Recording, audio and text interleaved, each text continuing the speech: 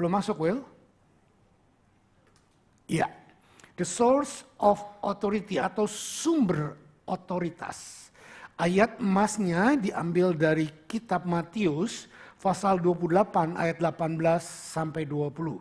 Nah sekarang fasten your seat belt, silentkan handphonemu, jangan toleh kiri kananmu kalau ada yang ngantuk, cubit dan colok matanya ya. Nah oke, setelah itu sekarang konsentrasi. Matius 28 ayat 18 sampai 20. And Jesus came and said to them, all authority in heaven and on earth has been given to me. Go therefore and make disciples of all nations, baptizing them in the name of the Father, of the Son, of the Holy Spirit, teaching them to observe that I have commanded you, and behold, I am with you always to the end of the age. Saya sengaja membuat dua paragraf, satu bahasa Inggris, satu bahasa Indonesia. Karena yang saya garis bawahi atau diberikan warna berbeda, itu merupakan inti dari pembahasan saya, tetapi ternyata terjemahannya berbeda.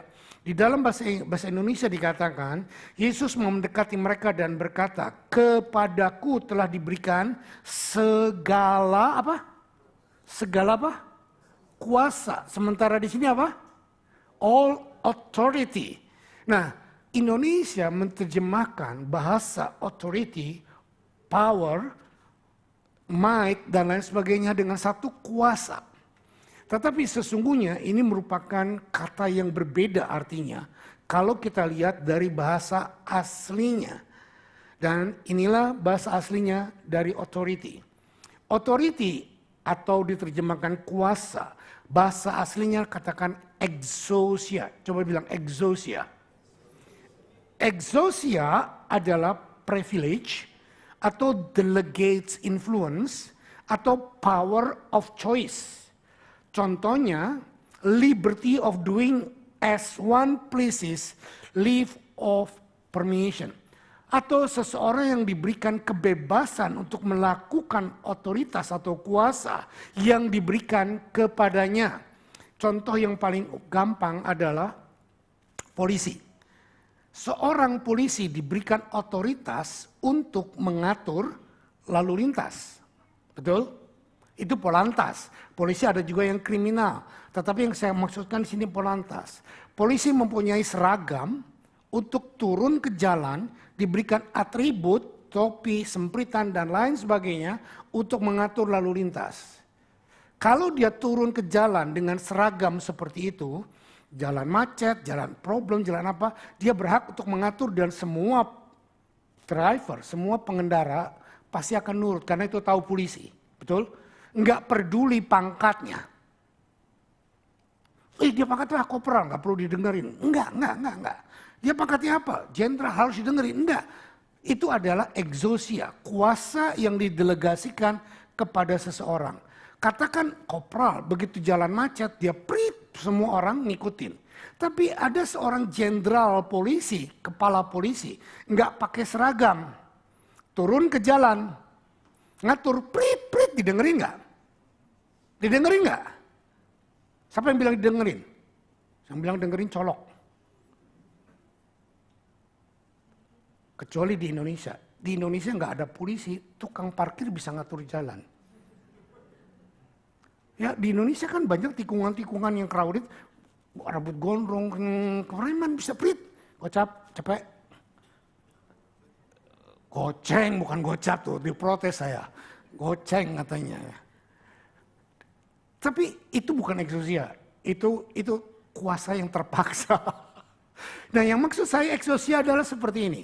Kita tidak punya kuasa, tapi kuasa itu dilimpahkan kepada kita karena posisi. Itulah all authority has given from God to Jesus. Nangkap sampai sini? Bisa ngikuti? Oke, sekarang saya mau buat statement ini. Roh Kudus adalah roh Allah yang menjadi sumber kuasa yang bekerja di dalam kita dan melalui kita dan untuk kemuliaan Tuhan Yesus Kristus.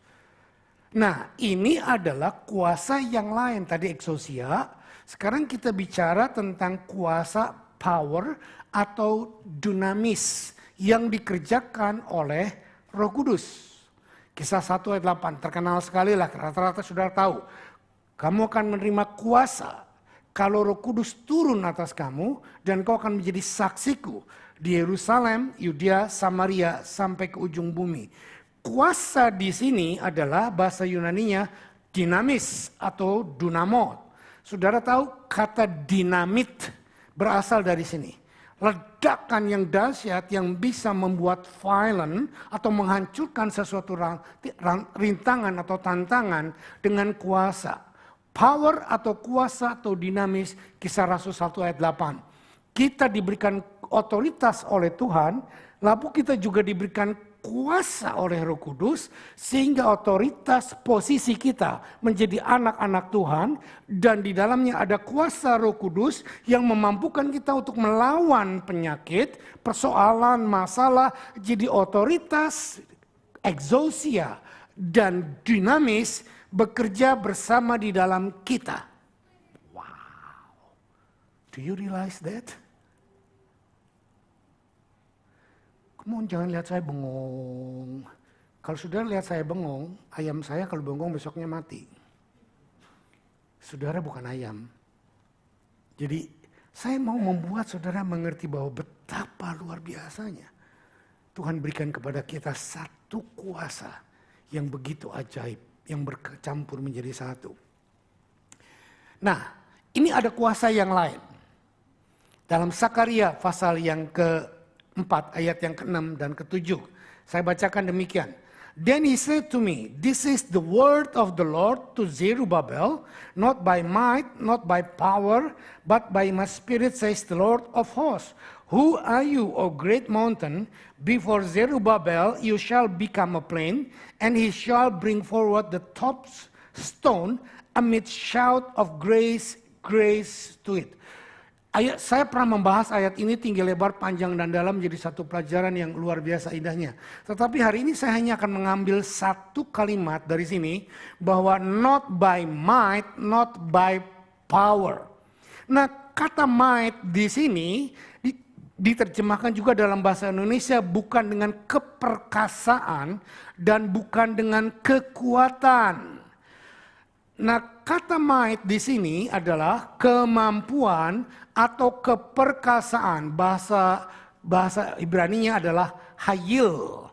Hayil adalah sesuatu yang dikerjakan merupakan satu gabungan kekuatan. Contoh, kalau saudara terjun ke dunia militer, saudara pergi berperang, saudara punya satu kelompok kekuatan yang disebut kekuatan tentara.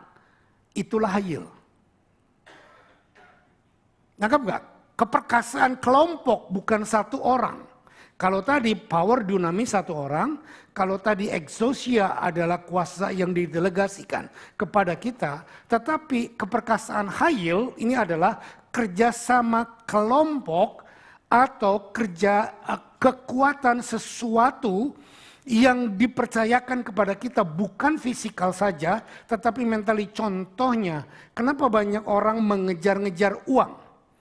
Karena uang punya kuasa, that's hayil. Kuasa yang ditimbulkan oleh kepunyaan uang itu adalah hayil. Dan banyak orang di Indonesia ujung-ujungnya berkata, duit. Saya nggak setuju dengan statement ini. Duit sebetulnya bukan ujungnya. Ujungnya adalah kuasa. Kenapa manusia mengejar duit? Karena kalau miskin gak dihargai. Kalau kaya sangat dihargai. Contoh, saya berkali-kali di Jakarta. Turun di hotel, di restoran top, naik mobil Kijang.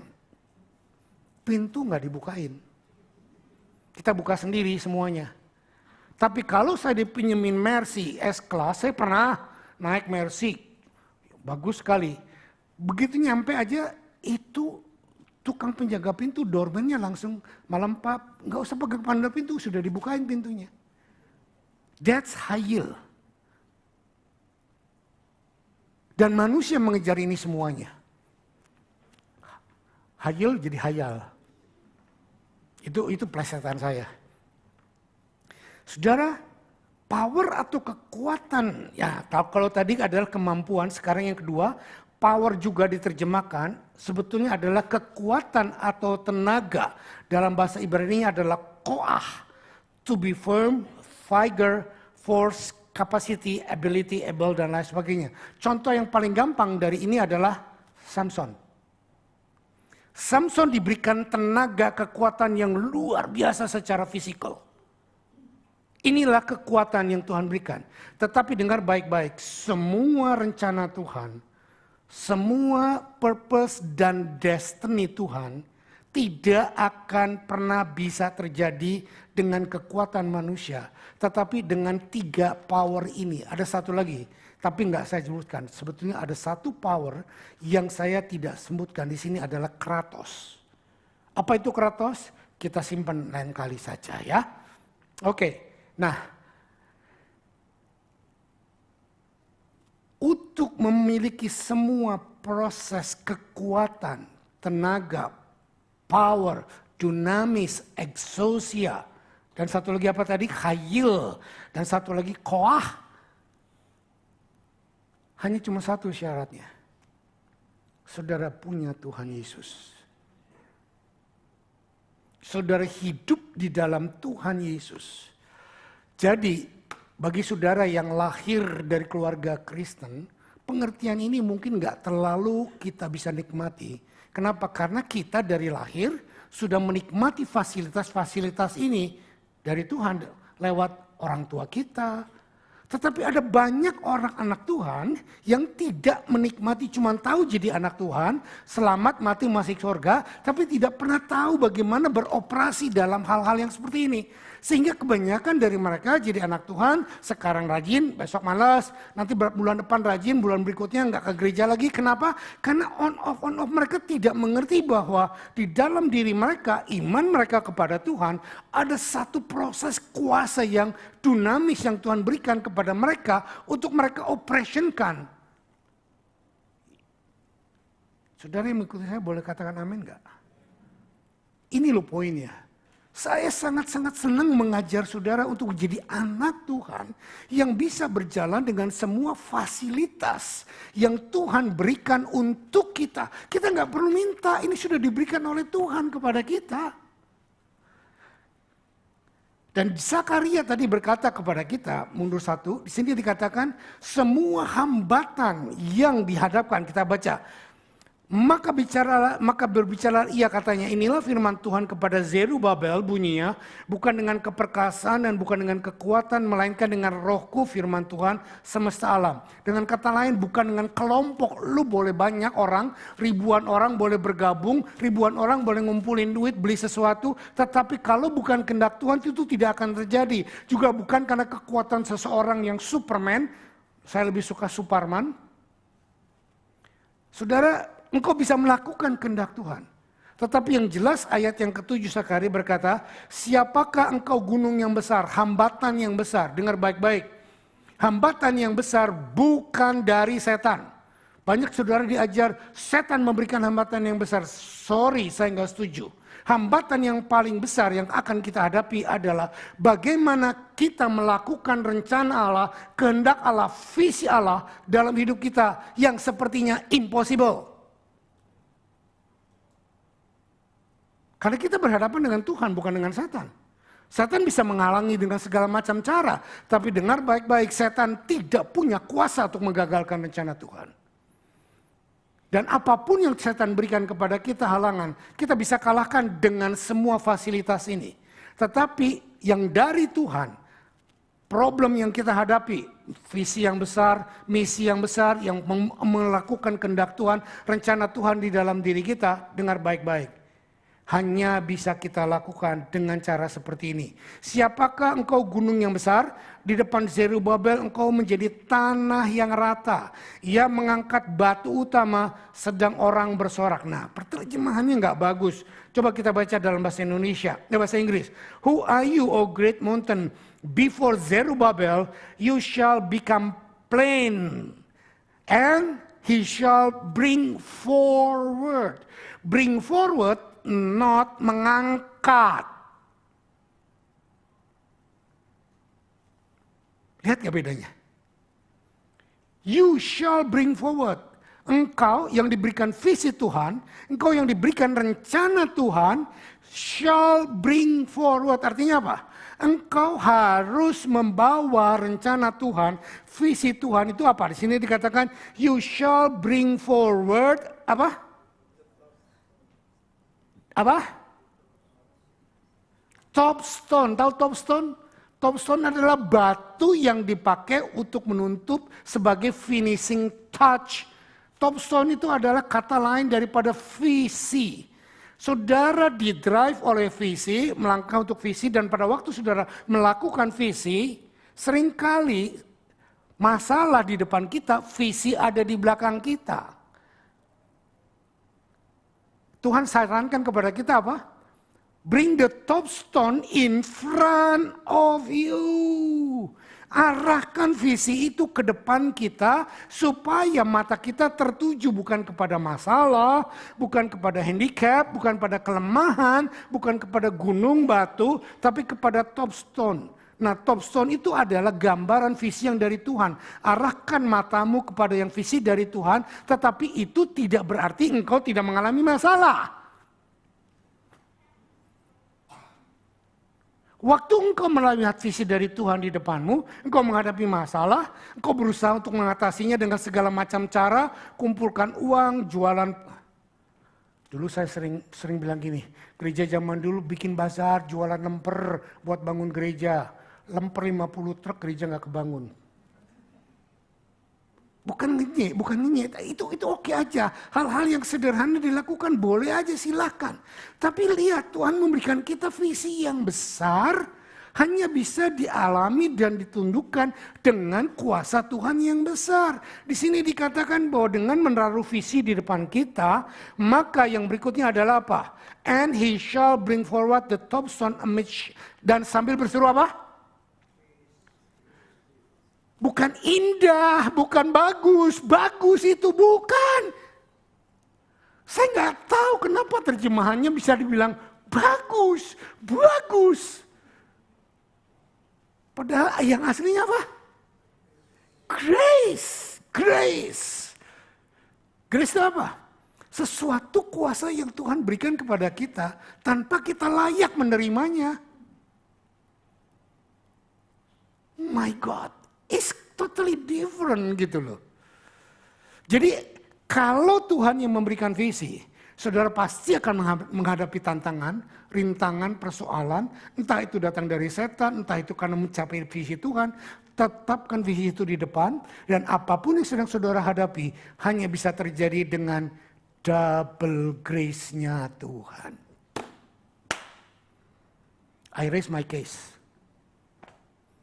Itulah sebetulnya inti sebuah kehidupan kita. Itu sebabnya slogan Instagram saya, double grace. Kita membutuhkan grace untuk mendapat visi. Kita membutuhkan grace untuk berjalan dalam visi. Kita membutuhkan grace untuk accomplish the visi. Are you with me?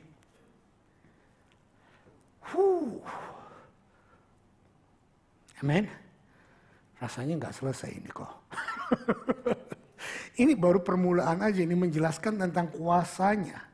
Apa itu kuasa yang Tuhan siapkan buat kita? Tuhan bilang segala kuasa dan otoritas diberikan kepada Dia. Dan Dia sekarang berikan itu kepada kita. Jadi jangan jadi anak Tuhan cengeng. Iya, nggak bisa Tuhan. Istirahat dulu Tuhan. Nggak ke gereja dulu Tuhan. Ya.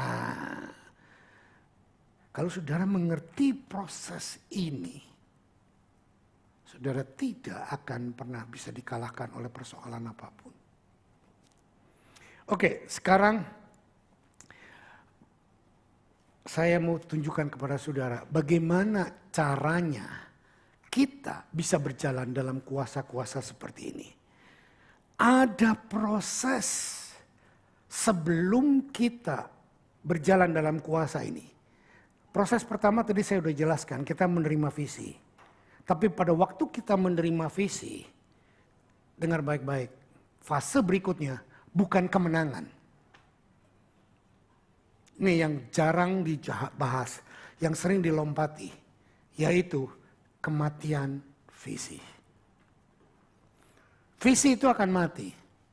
Saudara salah, saudara nggak buat salah, saudara berdosa, saudara hidup dalam kebenaran. Kalau visimu mau bertumbuh, harus melewati proses kematian. Markus 4 ayat 30, 31, 32 berkata demikian.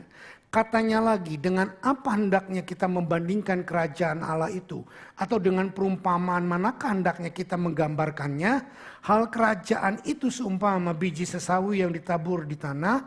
Memang biji itu yang paling kecil daripada segala jenis benih yang ada di bumi. Tetapi apabila ia ditaburkan, ia tumbuh dan menjadi lebih besar daripada segala sayuran yang lain yang mengeluarkan cabang-cabang yang besar. Sehingga burung-burung di udara dapat bersarang dalam naungannya. Saudara, Tuhan Yesus menggambarkan soal ekspansi kerajaan surga, melakukan sesuatu di dalam kerajaannya adalah seperti seorang penabur benih yang mengharapkan benih itu tumbuh menjadi pohon. Saya udah basah keringat ini. Minta tolong ya, maaf ya, saya buka jaket ya. Nah, oke. Lebih santai, lebih enak.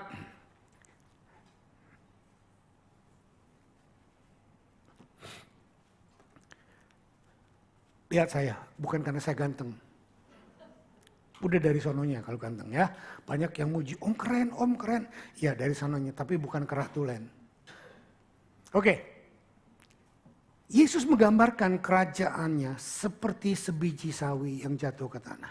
Nah saudara, saya lupa menyiapkan biji. Tetapi anggaplah ini biji, ada di tangan saya. Saudara tahu, sebuah biji pasti akan bertumbuh, betul? Tanpa usaha apapun. Tapi kalau dibiarkan bijinya, kamu nanti jadi pohon besar. Nanti kamu begini, aku akan berlindung di bawah pohon kamu. Terus besoknya kita ngomong lagi begitu. Terus kita ngomong lagi begitu, kita lihat lagi begitu. Tumbuh gak dia? Berapa banyak kita anak Tuhan seperti itu. Kita dikasih visi Tuhan yang besar. Visi itu kita liatin, kita hold, kita doakan. Tapi kita gak pernah mau melakukan apapun dengan visi itu. Kita eman-eman, kita sayang-sayang, Tuhan baik, kasih aku visi yang besar. Kita doakan, kita puasai, tapi kita nggak lakukan apapun. Sampai ayam tumbuh gigi, sampai saudara masuk surga, visi itu nggak akan jadi kenyataan. Nah Alkitab berkata kepada kita, kalau visi tentang biji mau jadi sebuah pohon, harus ada action yang kita lakukan. Apa? Tanam biji itu. Nah waktu kita tanam biji itu, apa yang terjadi? Saudara lihat nggak? Mana bijinya? Ini yang sering kali kita salah dalam praktek iman kita. Waktu saudara melakukan iman kepada Tuhan, visi yang saudara gumuli sepertinya hilang. Sepertinya gone with the wind, nggak ada lagi, udah nggak bisa lagi, udah nggak kelihatan lagi. Oke, itu satu poin. Poin berikutnya, apa yang terjadi di dalam tanah? Utuh nggak biji itu? Oke, saya kasih contoh aja sederhana. Kacang suuk, bahasa Sunda tambah kacang suuk. Bukan kacang suuk apa? Peanut, kacang tanah. Dengan shellnya kubur masuk ke dalam tanah, apa yang jadi? Sampai kapanpun nggak tumbuh. Jadi kalau biji yang Anda tanam mau tumbuh, harus buka dulu shellnya, peletok gitu, betul nggak? Buka dulu kulitnya, tanam di bawah tanah. Nah apa yang terjadi? Waktu di dalam tanah, biji ini ngapain? Istilah pertaniannya namanya germination. Tapi artinya buat kita adalah kacang tanah yang kita tanam di dalam tanah, itu akan pecah plak dan akan melumer dengan bakteri-bakteri tanah. Dia akan menjadi satu, tetapi ada satu yang luar biasa. Kalau saudara perhatikan kacang tanah, di ujungnya tuh ada sebuah pentil segitiga. Mangut-mangut dong supaya saya exciting gitu loh. Jangan bengong, jangan bilang terserah lu udah apa, lu ngomong aja lah. Jadi nggak exciting sayanya gitu loh. Nangkep gak sih? Oke, ujungnya ada segitiga. Dan dalam bahasa biologi itu disebut lembaga. Nah, lembaga inilah cakal bagal benih yang bakal tumbuh. Dan secara applicable-nya dalam hidup kita itu adalah iman. Iman kita tidak akan goyah, tidak akan hancur walaupun dikubur, walaupun di germination, walaupun diserang dari berbagai macam cara. Bahkan sebaliknya, dengar baik-baik. Lembaga ini akan tumbuh menjadi tunas kalau bijinya hancur. Kehancuran biji ini, dengar baik-baik, menjadi makanan bagi lembaga untuk bertumbuh dan membentuk akar. Pak Sam tahu dari mana? Mikir.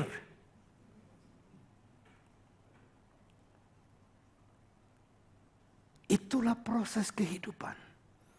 Tidak ada pertumbuhan tanpa death of the vision, tanpa pecah, tanpa dikubur, dan tanpa hancur lebur berantakan. Kalau saudara masih memegang utuh visimu, too far. Gone. Tapi kalau engkau melihat visimu, hancur lebur berantakan udah gak kelihatan. Ada harapan.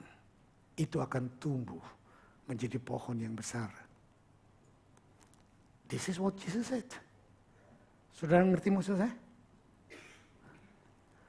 Ini loh poinnya yang paling berharga dalam kekristenan.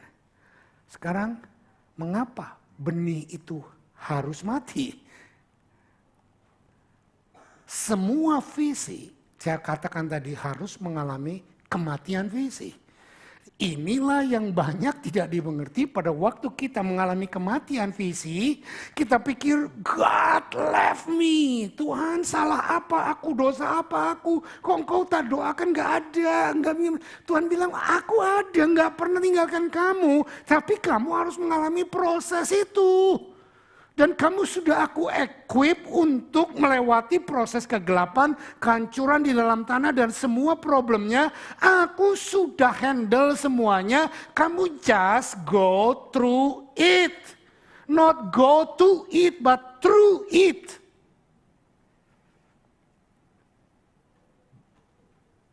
Tangkap perbedaannya? We thought that we are go to it. No, you are go through it. Benih akan hidup dan tumbuh ketika ada di dalam tanah. Ini Tuhan menulis dalam kitab Kejadian pasal 1 ayat yang ke-11. Berfirmanlah Allah, hendaklah tanah menumbuhkan tunas-tunas muda.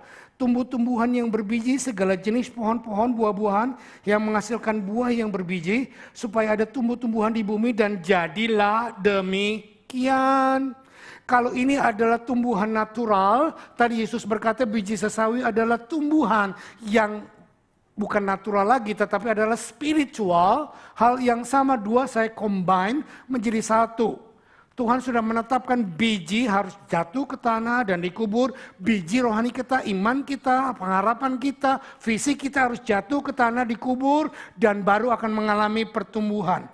Lukas 9 ayat 23-24 katanya kepada mereka semua. Katanya kepada mereka semua, setiap orang yang mau mengikut aku harus menyangkal diri dan memikul salibnya setiap hari dan mengikut aku. Karena barang siapa mau menyelamatkan nyawanya, ia akan kehilangan nyawanya. Tetapi barang siapa kehilangan nyawanya karena aku, ia akan menyelamatkannya. Saudara lihat itu? When you are going to go through it, when you are going to have an experience, the vision of God with you, through you, maka mau tidak mau kita harus mengalami fase penyangkalan diri, pikul salib. Dan banyak hamba Tuhan, saya juga termasuk di dalamnya, berkata proses pikul salib adalah perubahan karakter kita. Tapi saya mau masuk lebih dalam lagi, bahwa penyangkalan diri perubahan karakter, tetapi pemikulan salib is not perubahan karakter, apa namanya? kematian. Salib didesain bukan untuk merubah orang. Salib didesain untuk apa? Membunuh, sayangku. Amin. Saya dulu penggemar Koping Ho, tapi udah bertobat. Saya suka dengan cerita pendekar-pendekar, bukan pendek tapi kekar, tapi pendekar pedang beneran. Ya, katakan saya ini seorang pendekar yang hebat. Saya mau mengikuti Yesus, harus menyangkal diri, pikul salib, naik ke kayu salib. Gak usah dinaikin saudara, saya naik sendiri ke kayu salib. Tek, oke. Saya ambil paku, saya pantek paku kaki saya. Tek, bisa kan? Bisa. Saya pantek sebelah kiri saya. Tek, bisa. Yang ini siapa yang matek? Ya orang lain, siapa? Pendekar bambu runcing dari Jawa, pakai bambunya celup kemari. Enggak, saudara, dengar baik-baik. Orang yang akan menaikkanmu ke kayu salib, orang yang paling dekat dengan kau. Maaf, it could be your husband, it could be your wife, it could be your children, it could be your pastor, it could be everybody who close to you. Are you with me? Orang yang akan menyalibkan kita bukan orang lain. Bukan orang yang kita nggak kenal. Kalau orang yang kita nggak kenal ngomong-ngomongin gue, EGP, emangnya gue pikirin. Siapa mereka? Ya gue nggak kenal, biarin aja. Tapi orang yang paling menyakiti kita dengan omongannya adalah orang yang sangat dekat dengan kita. Ya, lu mestinya kan gak gitu, lu mestinya kan begini, lu kan teman baik gue, lu mestinya, ya mestinya. Semua dalil mestinya keluar, tapi kenyataannya dia menyakiti kita. Dan kita menjadi benci dan hubungan menjadi putus, pernikahan menjadi cerai, anak pasang koran di koran, pasang iklan di koran, mulai hari ini anak ini bukan anakku lagi. Saudara dengar, salib is not designed to change you. Penyangkalan diri is change you. Salib diberikan untuk membunuh kedagingan kita. Mati masuk ke dalam. Pertobatan juga bicara tentang kematian daging. Ada banyak orang bertobat cuma terima Yesus Tuhan, tapi nggak mau meninggalkan hidup lamanya. Saya bilang orang itu belum bertobat. Ya, oke, next.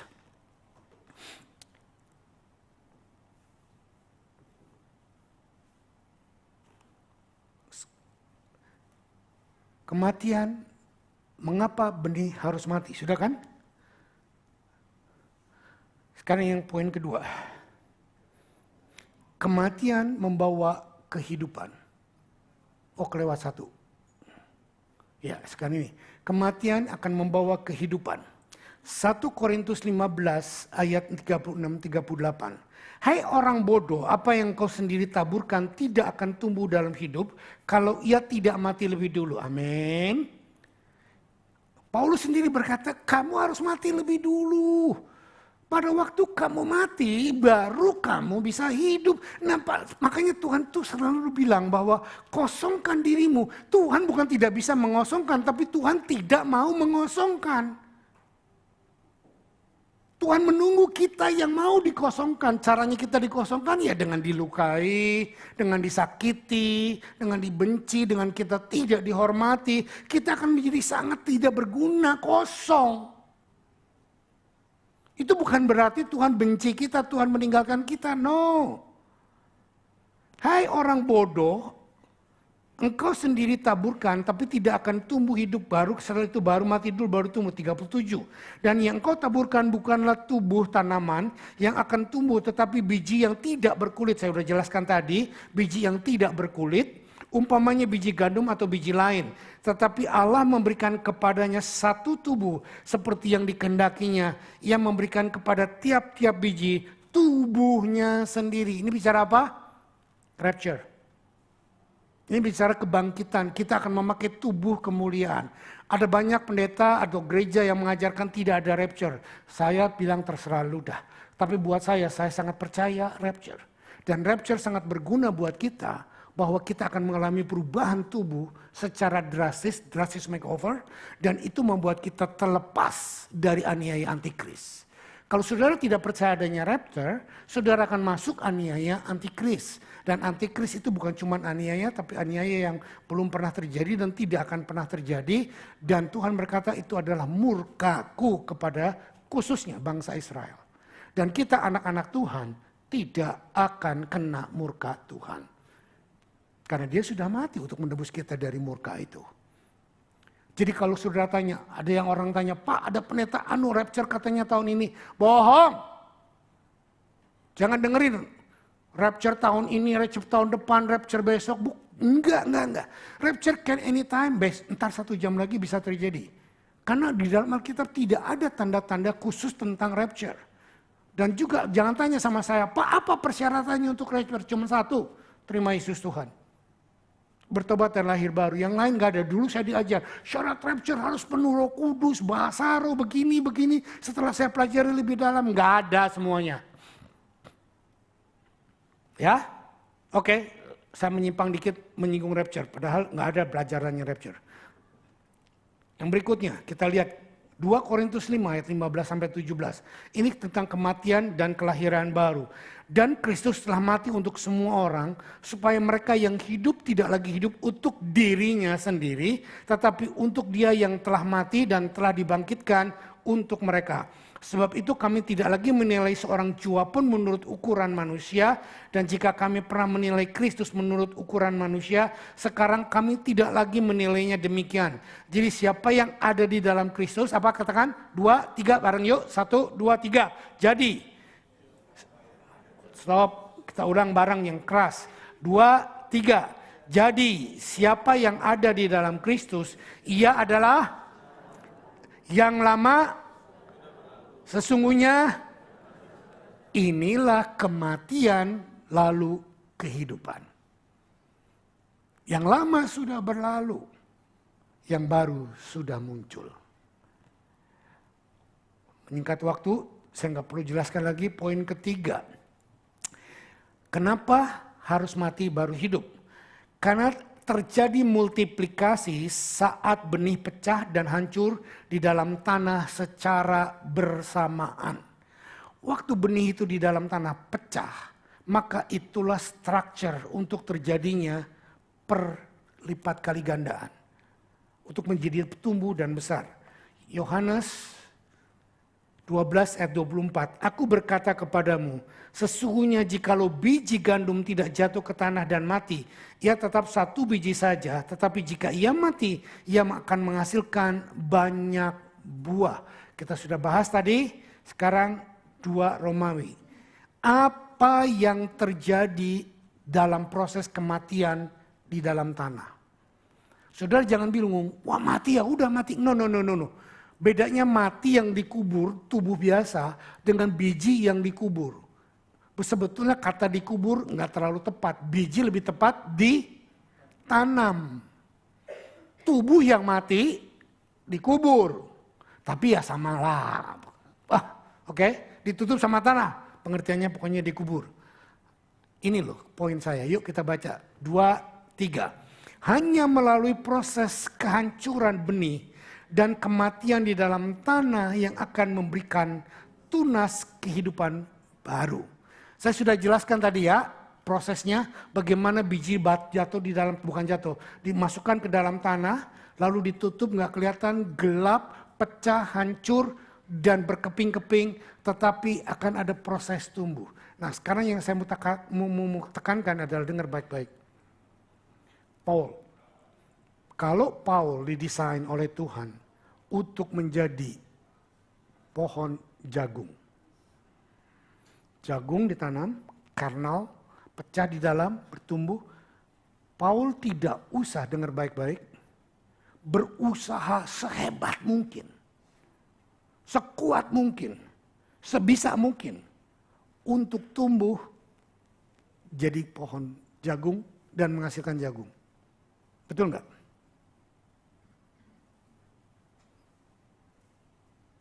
Siapa yang setuju dengan saya? Angkat tangan.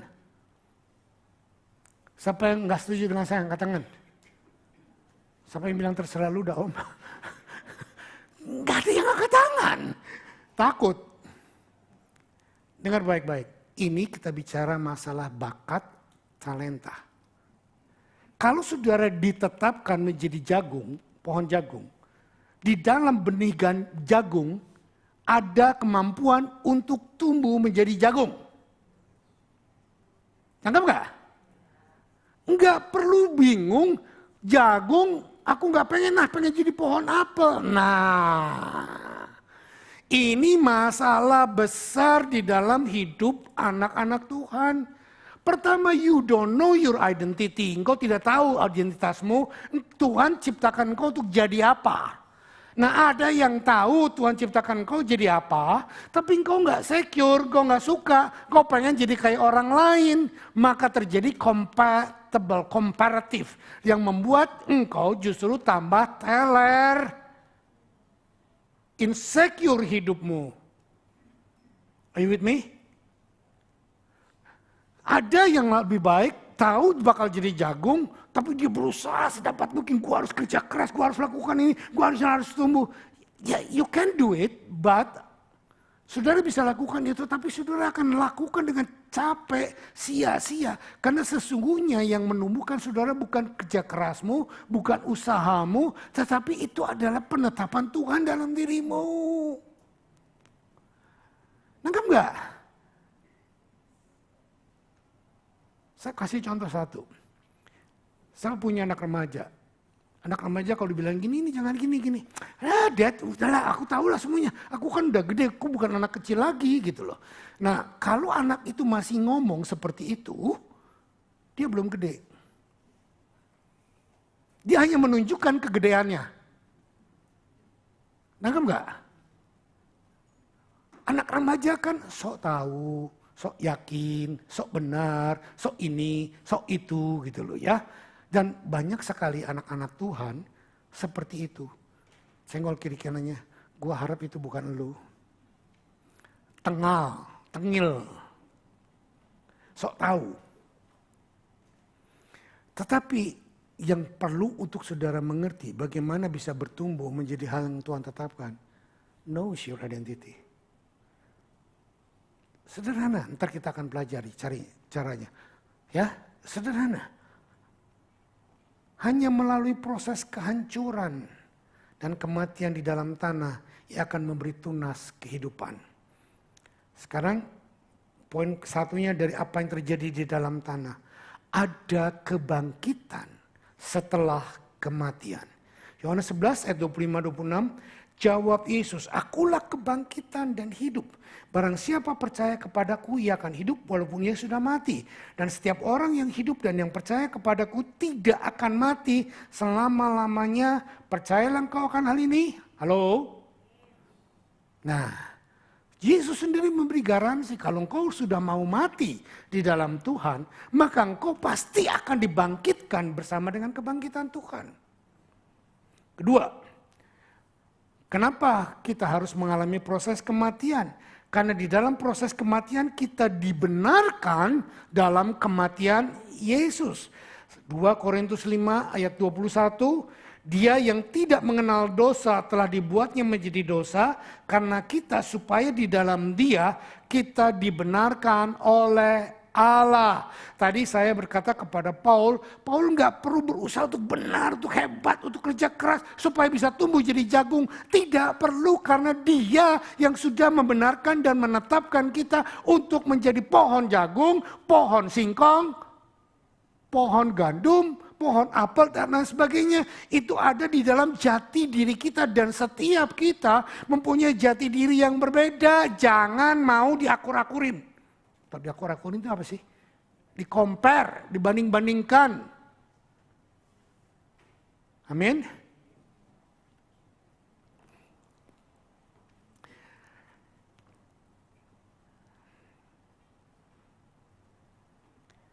Roma 8 atau 8. Kok mati? Apa ini? Roma 8 ya? Ya. Roma 8 ayat 29-30. Sebab semua orang yang dipilihnya dari semula, mereka juga ditentukannya dari semula. Stop. Dipilihnya dari semula. Mukhtar dipilih Tuhan dari semula, ditentukan untuk jadi ini. Dan pada waktu Tuhan memilih kita dari semula, maka kita akan ditentukan. Sehingga kalau kita pengen jadi apapun yang di luar apa yang Tuhan tentukan, kita tidak akan jadi. Dan kita akan setengah mati mengalami satu proses kesia-siaan.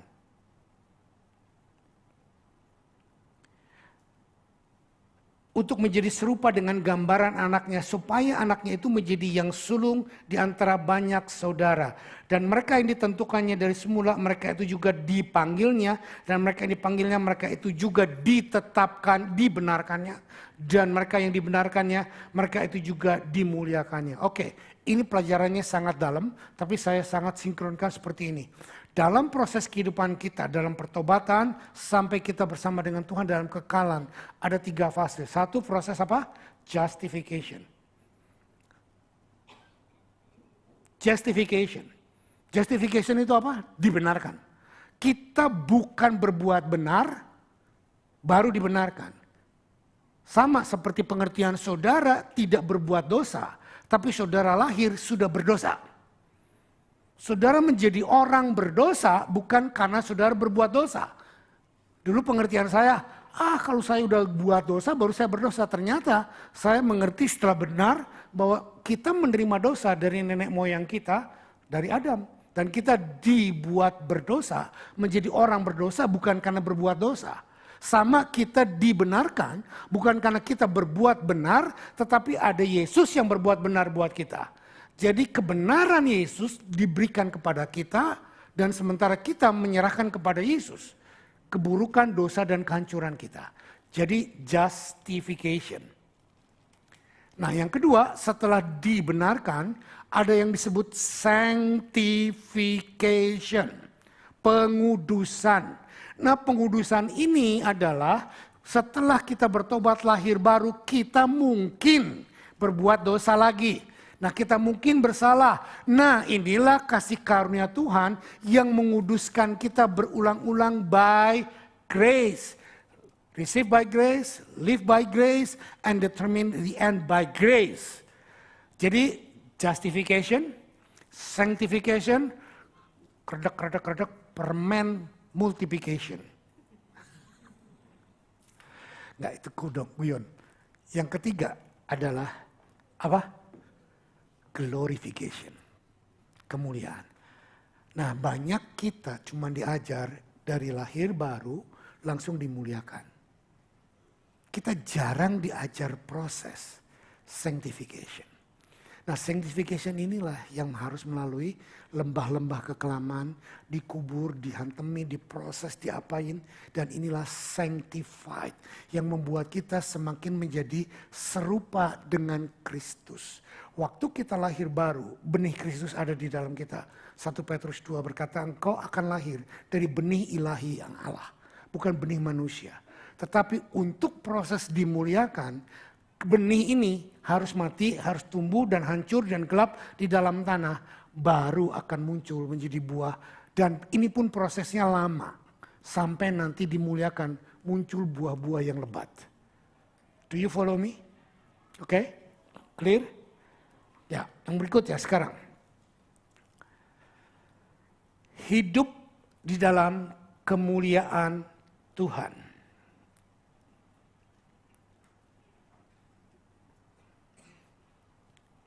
Galati 2 ayat 19 sampai 20. Sebab aku telah mati oleh hukum Taurat dan untuk hukum Taurat. Supaya aku hidup untuk Allah. Aku telah disalibkan dengan Kristus, namun aku hidup.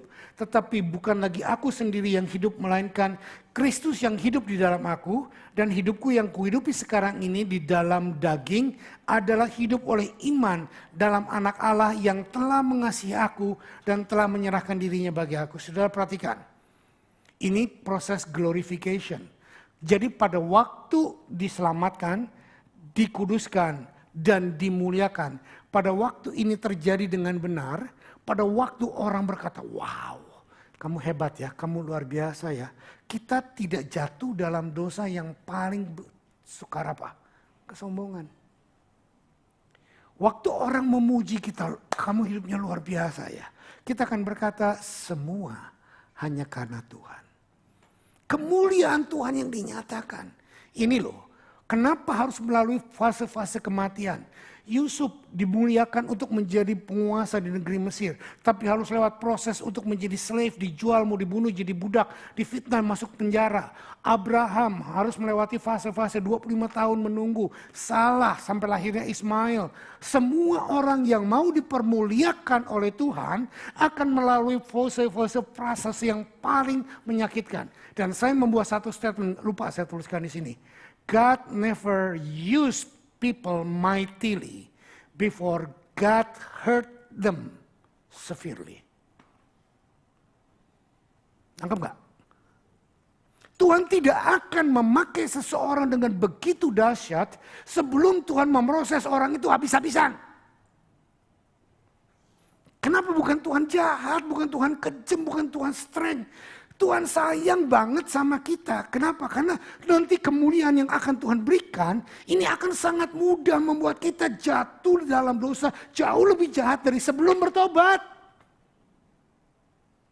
Dan Tuhan gak mau risiko itu terjadi dalam hidupmu. Sehingga engkau dihabiskan dulu, dibunuh, dimatiin, diproses, sampai kehancuran tubuhmu terjadi. Jadi sepertinya udah ya...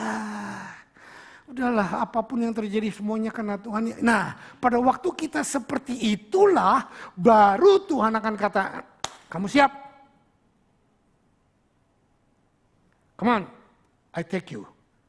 Jadi kalau ada orang tanya, Pak, Bu, apa caranya supaya rencana Tuhan digenapi?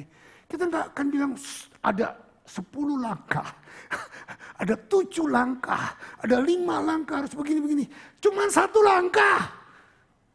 Serahkan hidupmu kepada Tuhan. That's all. Saya sering ditanya orang, Pak, apa kuncinya hidup peka dengan Tuhan? Pak, apa kuncinya Bapak mendengar suara Tuhan? Kuncinya gemboknya dibuka, kunci sudah. Sudah lihat? Nggak ada kunci-kunci. Yang ada cuma 1. Sekarang poin ketiga. Hopefully 3 menit selesai.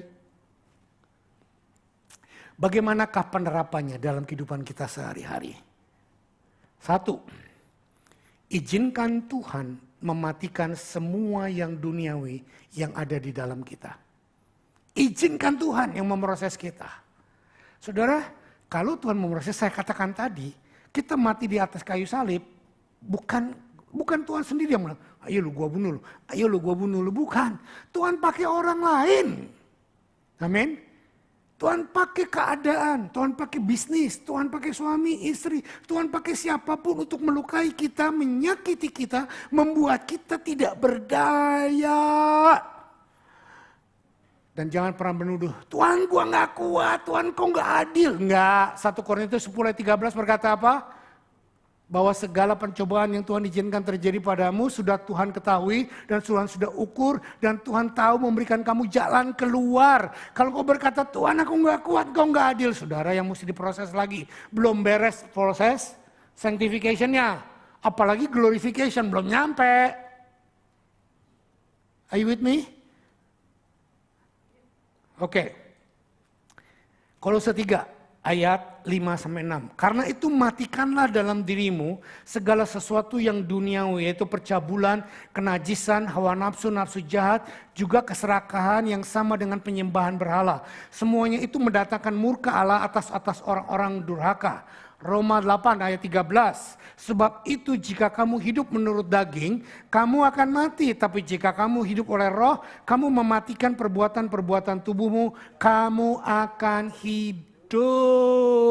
Orang akan berkata, gua heran lihat lu, kok masih bisa hidup kayak gitu?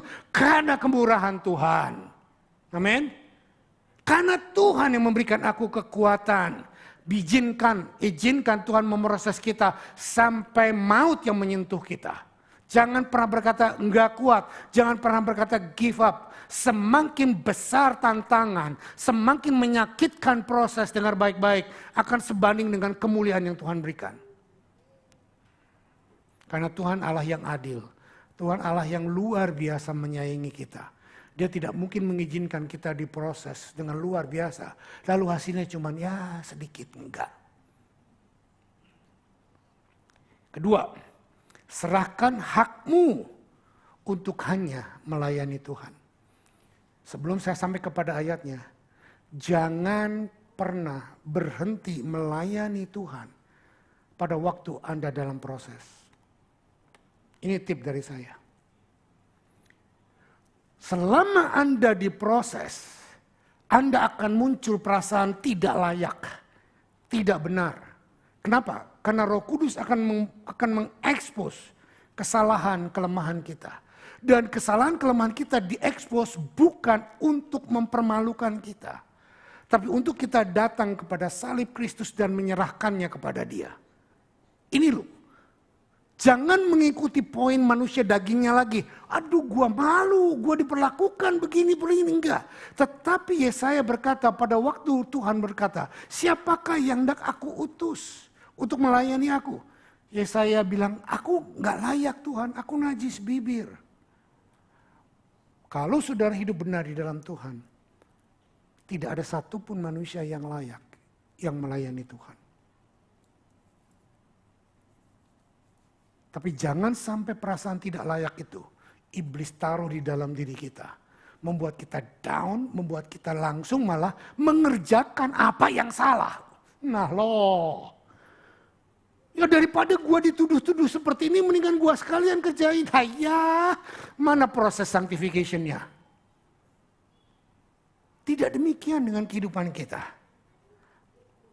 Sudah Roma 8.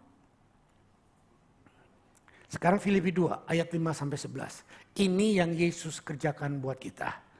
Hendaklah dalam dirimu, dalam hidupmu bersama menaruh pikiran dan perasaan juga yang terdapat dalam Kristus Yesus. Yang walaupun dalam rupa Allah tidak menganggap kesetaraan dengan Allah sebagai milik yang harus dipertahankan. Melainkan telah mengosongkan dirinya sendiri dan mengambil rupa seorang hamba. Dan menjadi sama dengan manusia dan dalam keadaannya sebagai manusia. Ia telah merendahkan dirinya dan taat sampai saya ingat berapa puluh tahun yang lalu yang saya lari ke Surabaya. Sebelum saya ke Bali, sebelum saya ada di Sydney. Waktu itu kami baru nikah kalau nggak salah.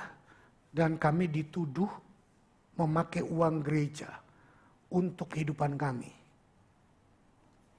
Lalu saya juga dituduh berambisi untuk mengambil gereja yang milik Pak almarhum mertua saya. Nah karena itu sangat menyakitkan saya nangis Bombay, Cina, India, Rusia segala macam. Saya nggak tahu lagi mesti buat apa. Saya pergi ke Surabaya, saya minta izin sama istri saya. Izinkan saya pergi ke Surabaya, pergi ke engkongnya Joy. Itu sahabat karib saya, kakak angkat saya. Dan oleh engkongnya Joy, saya dibawa ke gembalanya. Lalu saya datang, saya cerita. Dan oleh gembala engkongnya Joy, ayat ini yang dikeluarkan. Dia berkata, Brur, dia kan orang perjanjian lama, ngomongnya Brur. Brur mengalami aniaya. Brur mengalami persoalan. Tapi Brur belum mencucurkan darah. Jadi enggak sepantasnya Brur mengalami hal yang seperti ini. Dalam hati saya, gua datang bukannya didoain, bukannya dihiburkan, malah dibilang belum mati nyucurin darah. Itu perkataan itu kayak nampar saya, saudara. Bang, bang. Dan saya pulang, saya renungkan. Ternyata memang benar, saya masih sangat pride. Baru diomongin gitu aja. Saya sudah gak mau lagi pelayanan. Dan omongan hamba Tuhan senior ini, walaupun menggampar saya, menyadarkan saya. Sometimes kita perlu dilukai untuk disadari. Tidak semua hanya kata-kata penghiburan yang bisa membuat kita sadar. Tapi sometimes pukulan-pukulan, kejatuhan, keburukan, membuat kita juga sadar akan apa yang kita lakukan salah. Saya pulang ke istri saya bilang oke, mulai hari ini apapun yang terjadi, orang mau ngomong apa, EGP. Amin. Emangnya gua pikirin. Jadi saya memakai pedoman dari Tuhan Yesus ini. Supaya walaupun nama Tuhan Yesus itu luar biasa. Tapi dia difitnah, dia disalibkan, dia diapain. Sampai seluruhnya dia tidak bisa lagi berbuat apapun. Sampai orang-orang yang dia muridkan, yang dia didik pun meninggalkan dia. Saudara, dengar baik-baik. Engkau akan dipakai Tuhan. Visimu akan menjadi kenyataan. Tetapi lembah-lembah kekelaman ini harus menjadi bagian hidupmu. Terakhir, poin yang ketiga. Kita hidup harus dipimpin oleh Roh Kudus.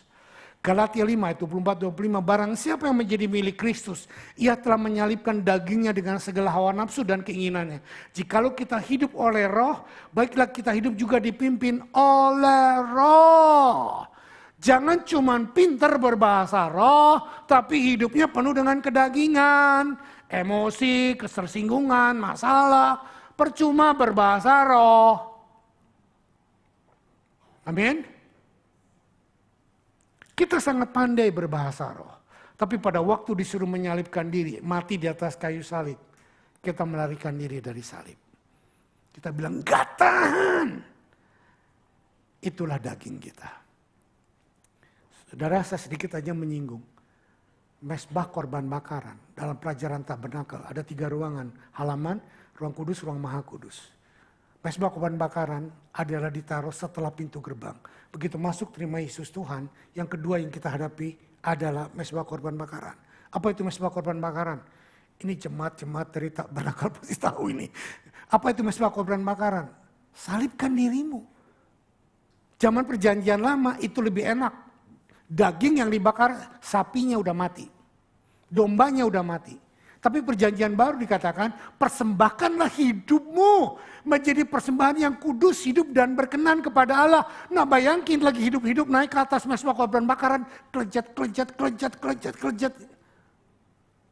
Itulah perjanjian baru. Perjanjian lama masih enak, mati dulu baru dibakar. Enak itu barbecue, apalagi wagyu. Harum semerbak, baunya aja enak. Kalau sudah barbecue wagyu, ingat gembalamu. Wagyu yang mendatangkan wahyu. Nah itu. Oke. Tapi dalam perjanjian baru, kita hidup-hidup naik, dibakar. Kejem gak? Kejem. Tapi itulah kehidupan. Persembahkanlah hidupmu menjadi persembahan yang hidup dan kudus di hadapan Tuhan. Ayat terakhir.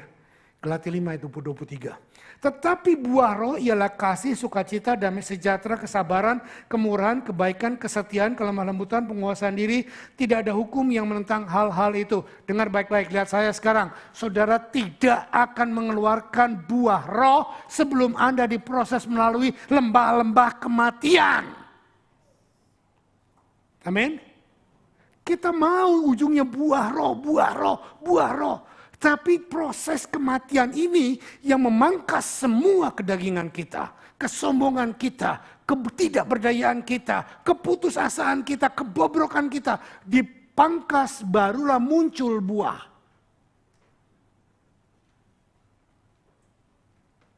Amin. Tuhan, hamba sudah selesai menyampaikan firman-Mu. Tetapi Engkau belum selesai beracara kepada kami. Untuk kami masuk di dalam kebenaran firman-Mu. Bukan cuma mengharapkan berkat itu pasti. Tapi kami juga boleh mengharapkan proses sanctification. Melalui lembah-lembah kekelaman. Melalui korban, mematikan kehendak tubuh, kehendak daging. Dan biarlah kami terus berjalan Tuhan. Engkau sendiri yang memproses. Tidak ada satupun kuasa, termasuk kuasa dunia, kuasa setan, kuasa manusia yang bisa menghancurkan kami. Karena kami punya kuasa Engkau. Engkau berikan kami kuasa, yaitu power dunamis. Engkau juga sudah memberikan kami istar Tuhan. Engkau juga sudah memberikan kami kailaus dan semua yang Engkau berikan kepada kami. Untuk kami operationkan, untuk kami keluar menjadi seorang yang pemenang. yang hidup di dalam Engkau. Hamba berdoa Tuhan buat pernyataan-Mu yang Kau berikan kepada hamba. Kalau ada di antara kami yang hari ini datang dengan beban, dengan masalah, dengan persoalan. Dan biarlah mereka boleh melihat bahwa ada kuasa yang Kau berikan kepada kami.